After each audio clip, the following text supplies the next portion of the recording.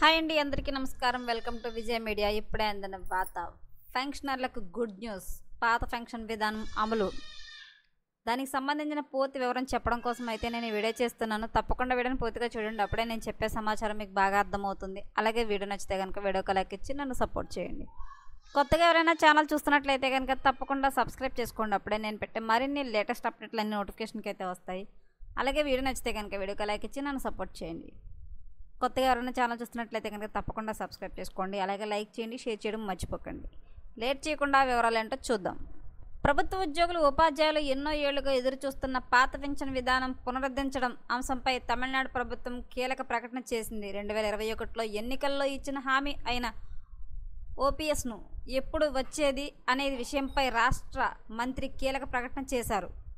దేశవ్యాప్తంగా ప్రభుత్వ ఉద్యోగులు, ఉపాధ్యాయులు పాత పెన్షన్ పథకాన్ని తిరిగి అమలు చేయాలని డిమాండ్ చేస్తున్న విషయం తెలిసిందే. తమిళనాడు ఉద్యోగులు కూడా ఇదే డిమాండ్ చేస్తుండటంతో 4 ఏళ్ల కింద ఎంకే స్టాలిన్ ఓపీఎస్ పై కీలక ప్రకటన చేశారు. అధికారంలోకి వస్తే ఓపీఎస్ను పునరుద్ధరిస్తామని మేనిఫెస్టోలో కూడా ప్రకటించారు. తమిళనాడులో కొత్త పెన్షన్ పథకం అమల్లోకి ఉంది. దీనిని కాంట్రిబ్యూటరీ పెన్షన్ పథకం పేరుతో అమలు చేస్తున్నారు. సిపిఎస్ విధానం పదవితో విరమణ చేసిన ప్రభుత్వ ఉద్యోగుల వారి పెన్షన్ సౌకర్యం ఉండదు. దీంతో ప్రస్తుతం ఉద్యోగులు పాత పెన్షన్ విధానం కోసం డిమాండ్ చేస్తున్నారు. కొన్నేళ్లుగా పోరాటం కూడా చేస్తున్న విషయం తెలిసిందే. అధికారంలోకి వచ్చిన 4 ఏళ్ల తర్వాత పాత పెన్షన్ పథకంపై ప్రభుత్వంలో కదలిక వచ్చింది. రానున్న ఎన్నికల దృష్టిలో ఉంచుకొని ప్రభుత్వం ఉద్యోగులు కోరుతున్న పాత పెన్షన్ పథకం అమలు చేయాలని చూస్తోంది. త్వరలోనే ఈ పథకానికి సంబంధించి ప్రకటన రానుందని చర్చ జరుగుతోంది.